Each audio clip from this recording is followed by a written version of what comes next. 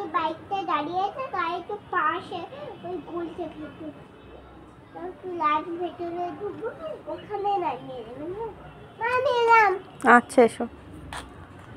র্যাপিডো এসছে? না কোথায় আছে বললো? বললো বললো আমি আসছি বললাতে এখন আসেনি মনে হয়। অপেক্ষা করতে হবে। অপেক্ষা করতে হবে? করো তাহলে। এসে গেছে? আমি টাটা টাটা। ভালো থেকো। আচ্ছা ভালো করে থাকবো।